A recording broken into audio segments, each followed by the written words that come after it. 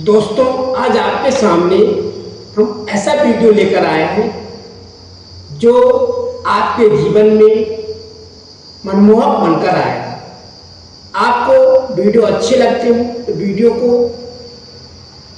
अगर फेसबुक पर है तो फॉलो कर लें और अपने दोस्तों में शेयर करें। अगर यूट्यूब पर है तो यूट्यूब पर हमारा चैनल है लाइफ स्टाइल 2435, उस पर जाकर अधिक से अधिक सब्सक्राइब करें।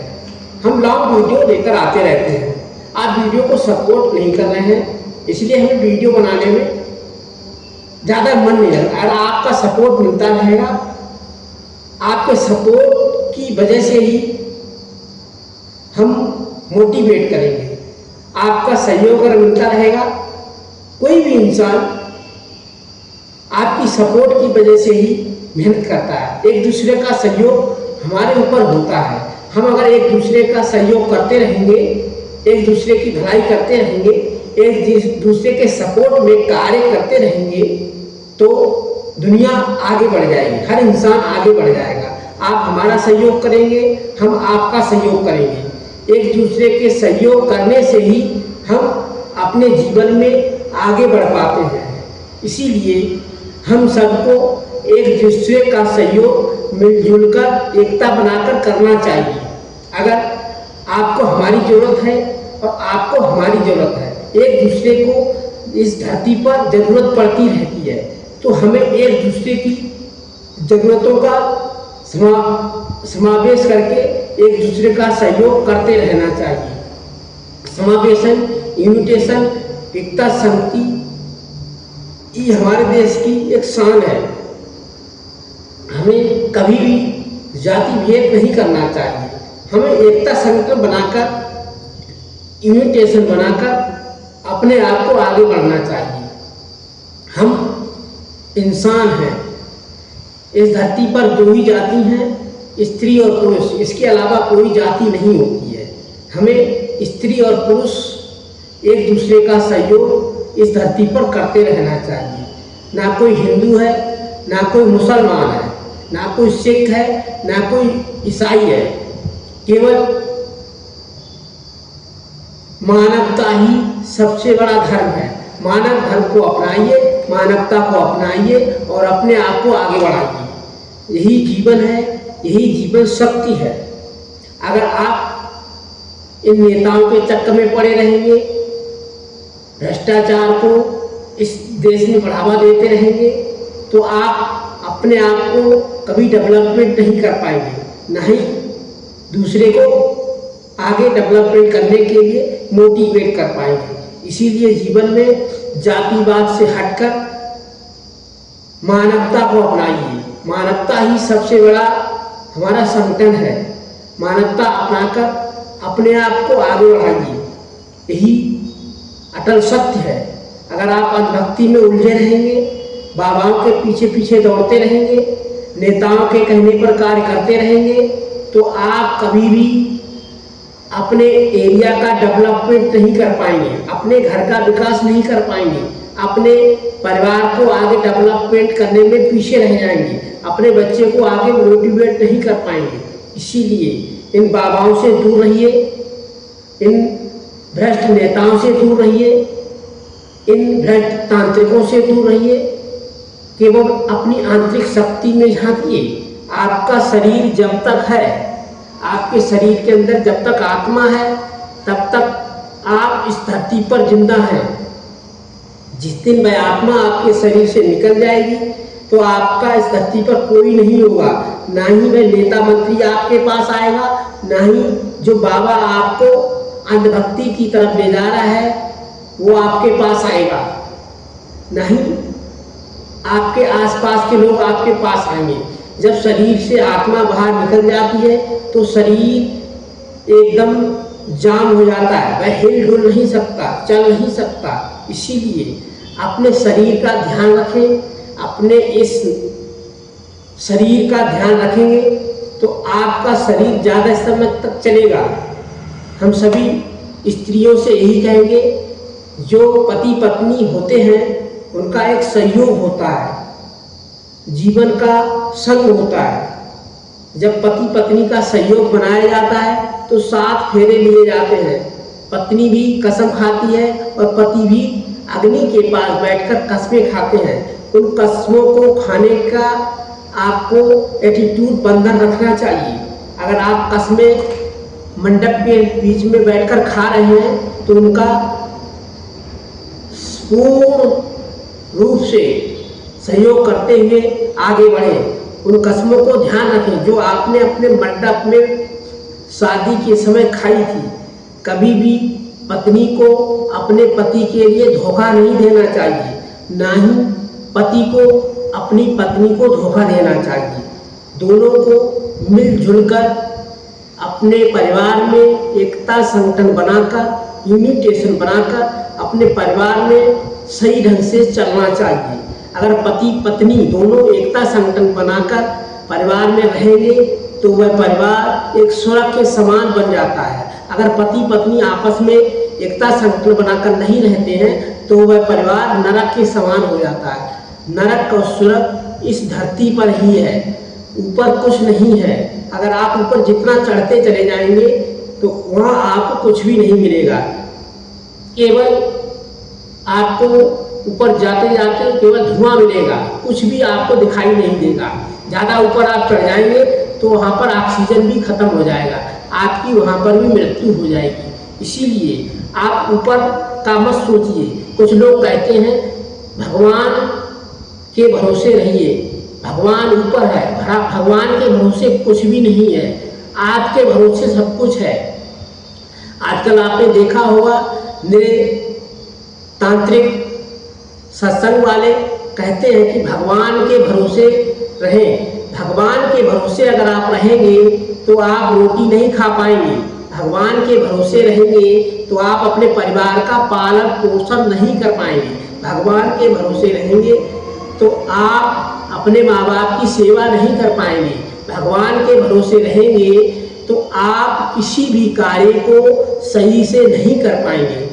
हाँ, मानता हूँ परमात्मा का ध्यान रखना चाहिए।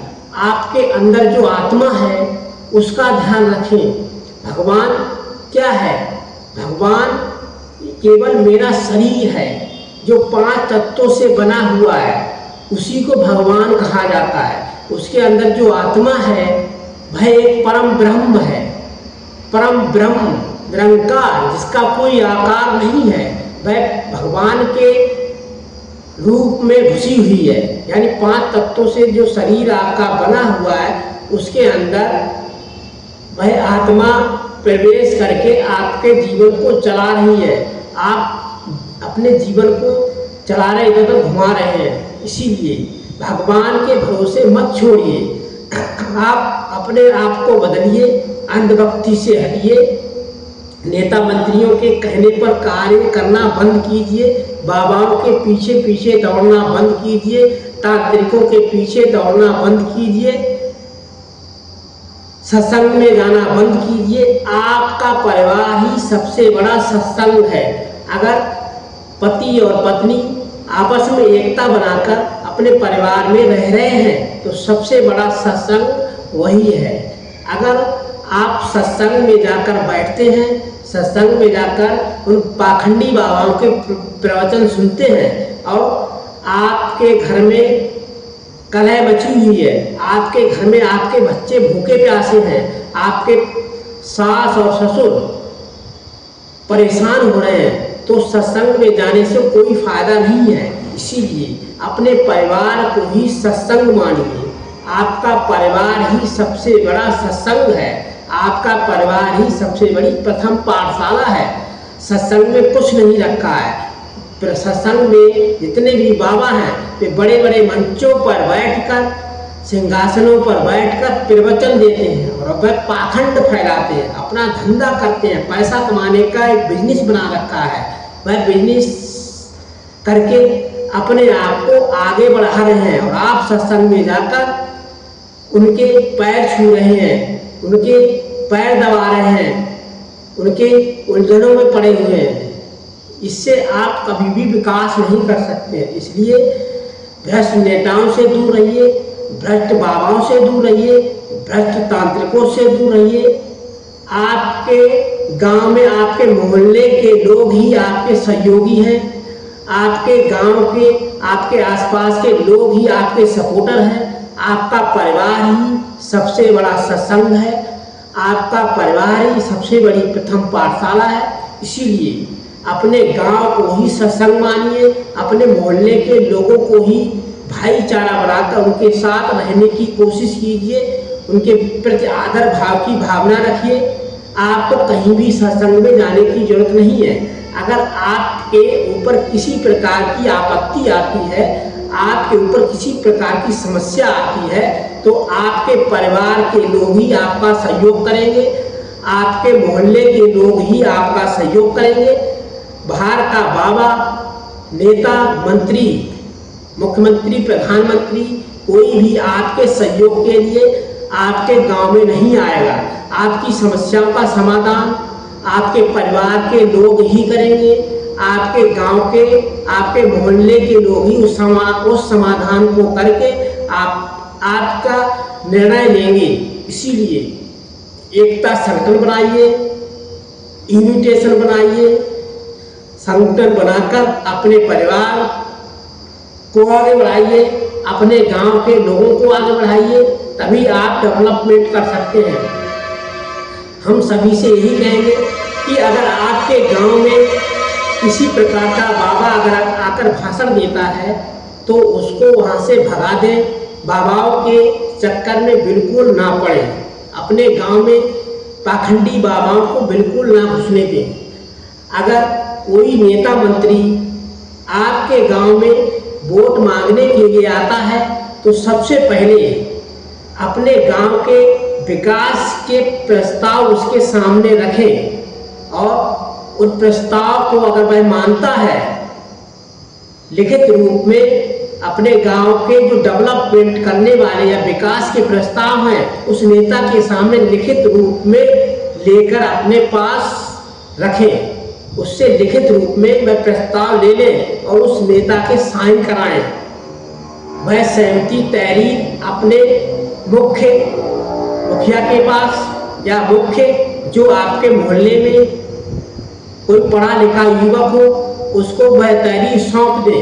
अगर वह नेता आपके गांव में वायदे करके जा रहा है और उन वादों को पूरा नहीं कर रहा है तो उसके प्रति उसी तहरीर से जो उसने लिख कर दिया है और अपना साइन करके आपको दिया है उसी तहरीर के द्वारा उस पर आप कानूनी कार्रवाई कर सकते हैं। इसीलिए हम सभी ग्रामवासियों से यही कहेंगे कि कोई भी नेता, मंत्री, विधायक, प्रधान, सांसद कोई भी गांव में वोट मांगने के लिए आता है तो सबसे पहले अपने गांव के विकास की जो रिपोर्टें हैं वह उससे लिख कर दें और उस नेता जो विधायक बनने के लिए वोट मांग रहा है, सांसद बनने के लिए वोट मांग रहा है, उससे लिखित रूप में उसके साइन करवाकर उस तहरीर को अपने पास रख लें और जब वह जीत जाता है तो उसी तहरीर को उस विधायक के पास, उस सांसद के पास लेकर जाएं और वह उन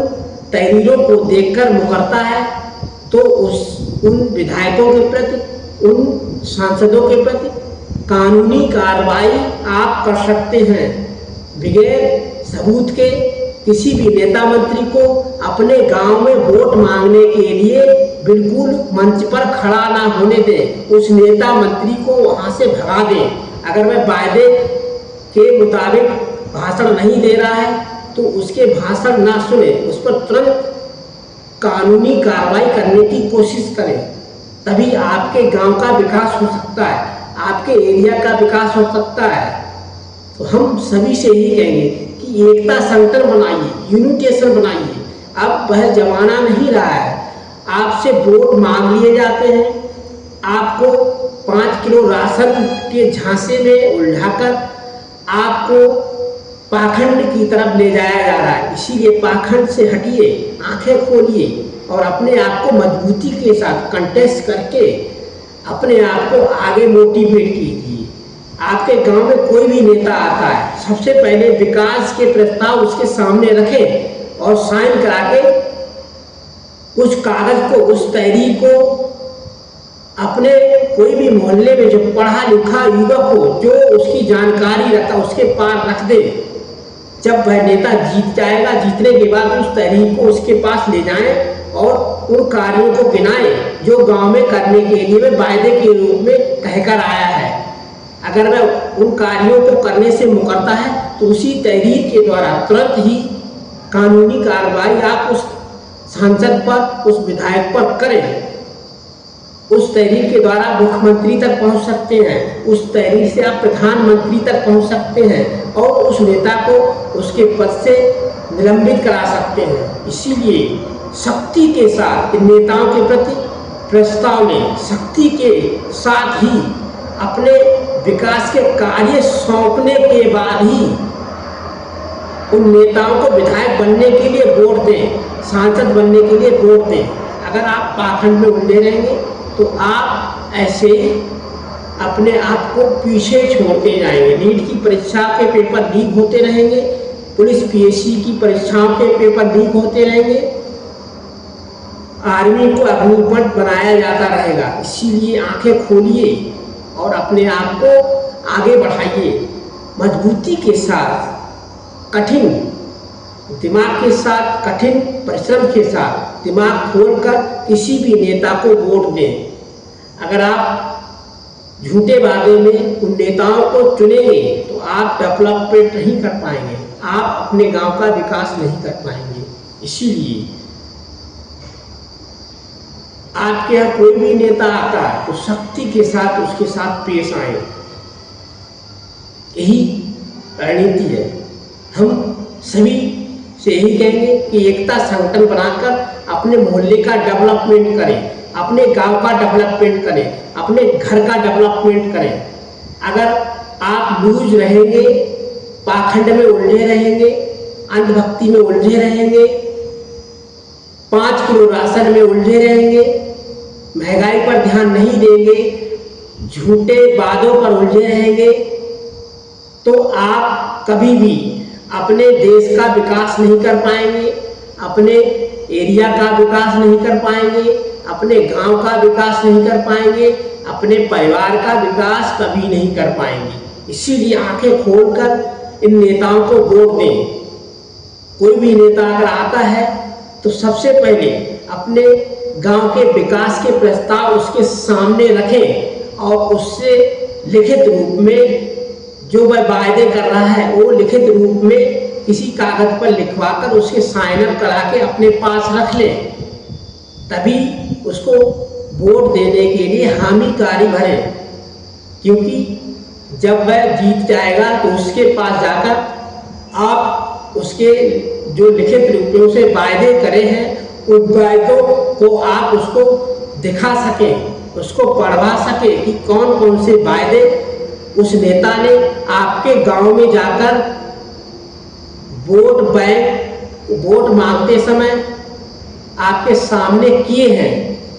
क्योंकि आजकल के पॉलिटिशियन सब भ्रष्ट हो चुके हैं, इलेक्शन जीतने के बाद अपने सभी वायदों को भूल जाते हैं।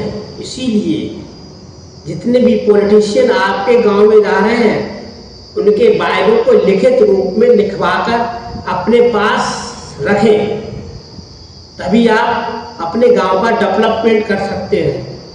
अगर आप ढीले रहेंगे, लूज रहेंगे, 5 किलो राशन में उलझे रहेंगे, पाखंड में उलझे रहेंगे, अंधभक्ति में उलझे रहेंगे, तो आप कभी भी अपने गांव का विकास नहीं कर पाएंगे।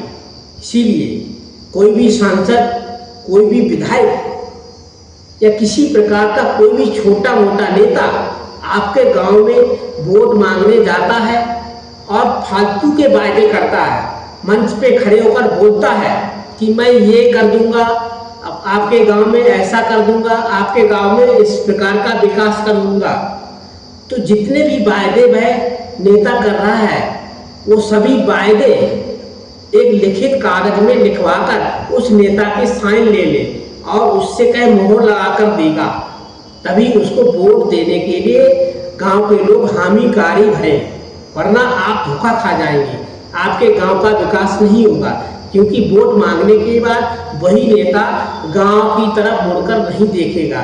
जब तक आपके पास कोई सबूत नहीं होगा तब तक आप उस नेता के प्रति कानूनी कार्रवाई नहीं कर सकते हैं, वह मुकर जाएगा। इसीलिए नेता के विकास करने वाली जितनी भी रणनीति उसने आपके गांव में की है, उन सभी रणनीतियों को एक कागज पर लिखकर रखवा ले और साइन अप उसी नेता के कराएं जो भाषण दे रहा है, जो वायदे कर रहा है, विकास करने के वायदे आपके गांव में कर रहा है।